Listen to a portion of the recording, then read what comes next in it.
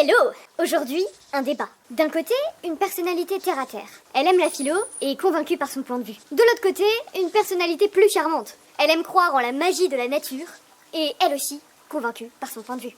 Pour répondre à leurs questions, elle s'appuie sur divers articles et récits. La question est, les animaux ont-ils la notion de beauté? Le débat est ouvert! Commençons, si tu veux bien, par une définition Larousse de la beauté. Qualité de quelqu'un ou de quelque chose qui est beau, conforme à un idéal esthétique. Justement, j'ai des choses à dire par rapport à ça. D'après certaines études, l'idéal esthétique est défini par notre culture, notre société. Si on compare notre société aux organisations sociales animales, on pourrait dire que leur idéal est basé sur la survie. Ainsi, les femelles vont s'accoupler avec les vainqueurs, les plus forts ou les plus aptes à rebuter les prédateurs. Je pense à la femelle pan qui... Ok, sauf qu'au sein d'une même société humaine, chacun a son idée du partenaire idéal. Je te trouve quand même vachement dans l'anthropomorphie. Nous avons même du mal nous-mêmes à définir la beauté, savoir d'où elle vient, à quoi elle sert, même de simplement savoir s'il existe une beauté universelle. D'après Kant, la beauté est inutile. Quoi de plus utile que la survie? Et nous savons, jeunes filles, que tout comportement animal est toujours utile. Il a toujours un but. C'est pas parce qu'un philosophe a dit un jour que la beauté est inutile qu'elle l'est vraiment. C'est vrai, pose-toi la question. En quoi la beauté peut nous être utile? Je vois pas. Bref, passons à la deuxième définition. Caractère de ce qui est digne d'admiration par ses capacités intellectuelles ou morales. Tu vas pas me dire que ça colle avec les animaux.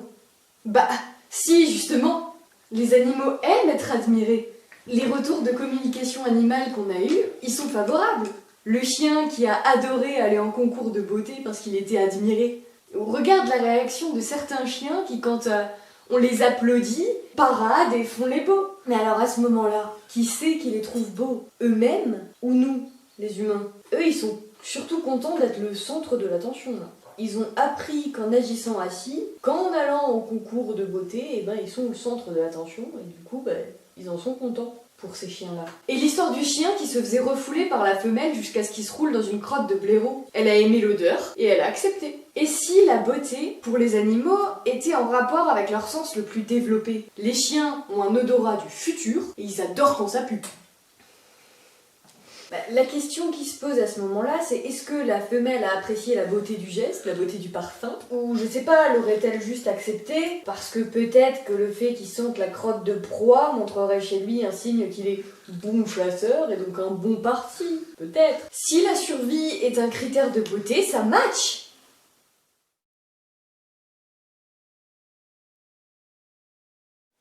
Ils sont capables de choisir entre des formes et des couleurs.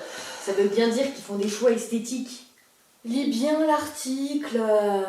Ces couleurs et formes leur rappellent leur propre pelage ou plumage. Il y a de grandes probabilités que ce soit lié à l'empreinte, tout simplement. Phénomène intervenant très tôt dans la vie des animaux, quand ils sont tout bébés. C'est l'imprégnation à l'espèce. Du coup, c'est pas un choix délibéré. L'animal va choisir quelque chose qui lui ressemble, probablement parce que ça l'apaise ou le rassure. C'est comparable aux humains. Nous aussi, on trouve beau ce qui nous ressemble. On dit bien, qui se ressemble s'assemble. On dit aussi les opposés s'attirent. Soit, mais ils sont aussi capables d'apprécier la musique. Une étude a été menée sur des chiens et elle démontre que la musique classique les apaise, tandis que la musique trop forte les rend nerveux. Oui, mais cette étude a aussi été menée sur les chats.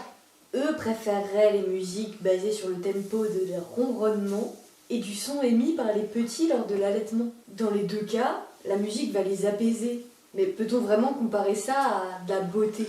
Oui, c'est bien ce que Georges Chapoutier dit. Les animaux ont la notion de beauté si on considère le beau comme ce qui nous attire parce qu'il nous procure des sensations agréables. Ok, mais du coup le beau n'aurait rien à voir avec la reproduction. Pourquoi? Regarde les chats, la femelle souffre pendant l'acte. Il n'y a rien d'apaisant, il n'y a rien d'agréable. Et d'après nos recherches, la reproduction est quand même un grand biais pour répondre à notre question. De toute façon, avec les chats, c'est toujours plus compliqué. Je resterai fidèle à moi-même et je conclurai avec cette question. Et si la beauté était instinctive? Et si c'était notre instinct animal qui nous poussait à trouver beau ce qui nous apaise, ce qui nous fait du bien ou ce qui nous ressemble? Pour ma part, la beauté reste un jugement personnel. Les animaux n'ayant pas cette capacité de grande réflexion ou de jugement, et le beau étant inutile, oui je répète, inutile, je dirais que les animaux n'ont pas cette notion de beauté. Le débat reste ouvert en commentaire. Vous avez le champ libre en toute courtoisie. Vous retrouverez en description les liens des différents articles utilisés. Évidemment, on like, on partage pour nous soutenir. Et abonnage!